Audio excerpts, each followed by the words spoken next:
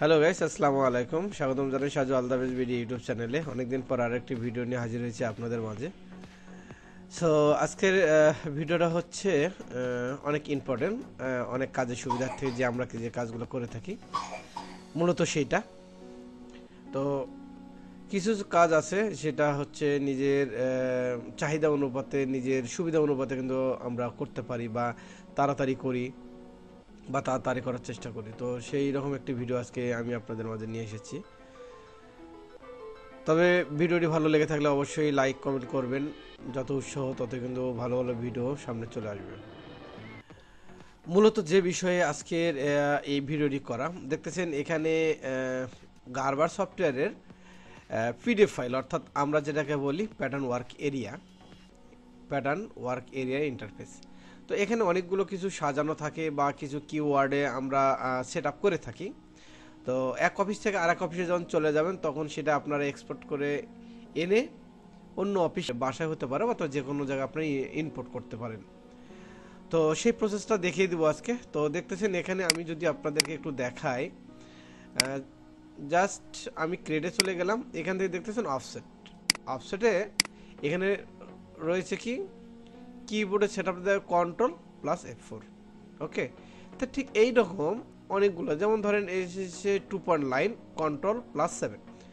তো আমার একটা সেটিং রয়েছে এখানে, দেখতেছেন পিডিএস সেটিং। এই সেটিংটা এখন আমি সেখানে সেটিং করে আমি আপনাদেরকে দেখিয়ে দেবো।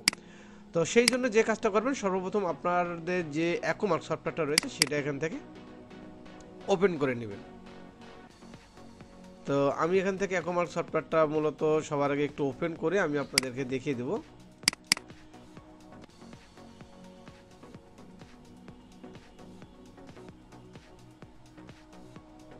ওকে, সফটওয়্যারটা ওপেন হচ্ছে। ওপেন হয়ে যাওয়ার পরে ঠিক এরকম ইন্টারফেস চলে আসবে অ্যাকোমার্ক। এখানে আসার পরে দেখতেছেন ফাইলে চলে যাবেন। ফাইল থেকে দেখতেছেন অপশন থেকে সবার নিচে ইউজার সেটিংয়ে চলে আসবেন। এখান থেকে আপনারা এই যে ইউজার সেটিংয়ে চলে আসবেন। এখান থেকে আসার পরে দেখতেছেন export setting only, export hot কি অনলি, অর্থাৎ আমরা ইম্পোর্ট করব যে সেটিংগুলো আমরা করেছিলাম সেটা ইনপুট করব। এক্সপোর্টটা হচ্ছে পাঠানো। আমরা যখন কোথা থেকে আনবো তখন এই এক্সপোর্টে ক্লিক করে সেটা এখান থেকে আনবো, এবং যখন যেটা সেট আপ করতে চাবো সেটা অবশ্যই এখানে ইম্পোর্ট সেটিংয়ে দেবো। আর যদি মার্কার সেটিং হয় তাহলে এখানে ইম্পোর্ট মার্কার সেটিংয়ে ক্লিক করলে কিন্তু এটা সেটিং হয়ে যাবে। তো আমি এখান থেকে ইম্পোর্ট সেটিং এখানে দিয়ে দিলাম। এখান থেকে আমি কিবোর্ডে চলে গেলাম। এরপর দেখতেছেন PDS icon setting my self, এখানে সেটিং করে রেখেছিলাম। ওপেনে ক্লিক করে দিলাম। Import finish successful. এখন এটা আমি কেটে দেবো এখান থেকে। এখন এখানে ওয়ার্ক এরিয়াটা তো আগে থেকে ছিল, এটাকে আমি এখান থেকে একটু কেটে দিলাম। দিয়ে আবার এই সফটওয়্যারটা আমি এখান থেকে প্যাটার্নের সফটওয়্যারটা আমি এখান থেকে ওপেন করে দিলাম।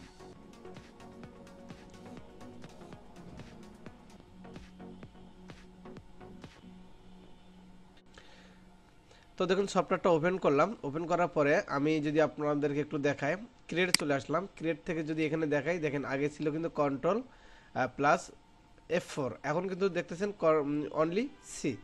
তো এইরকম করে আপনারা আপনাদের যে কোনো অফিস থেকে যদি চাকরি চেঞ্জ করতে চান বা আপনাদের বাসায় যদি সেট আপ করতে চান, সেটা যদি অফিসে নিতে চান, ঠিক একই নিয়মে এক্সপোর্ট করে যে পিসিতে যাবেন সেই পিসিতে আমি যেভাবে দেখিয়ে দিলাম এইভাবে যদি আপনারা ইনপুট করেন তাহলে কিন্তু অনায়াসে এই সেটিংগুলো সেট আপ হয়ে যাবে। ওকে, তো এরপরে যদি অনেক সময় দেখা গেল কি সেট আপ করার পরে সাকসেসফুল দেখানোর পরে যদি আপনাদেরকে এরকম যদি না আসে, কিওয়ার্ডগুলো সেটিং যদি না আসে, তাহলে আপনারা যে কাজটি করবেন, আপনারা এখান থেকে চলে যাবেন এডিট অপশন থেকে কাস্টমাইজে আসার পরে প্রেফারেন্সে একটা ক্লিক করে দিবেন।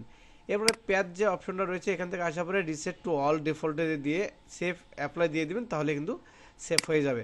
আশা করি বুঝতে পেরেছেন। অনেক সময় অনেকের জন্য এই ভিডিওটা কিন্তু অনেক হেল্পফুল হবে আশা করি, এই জন্য কিন্তু আজকের মূলত এই ভিডিওটি করা। সো ভালো থাকবেন।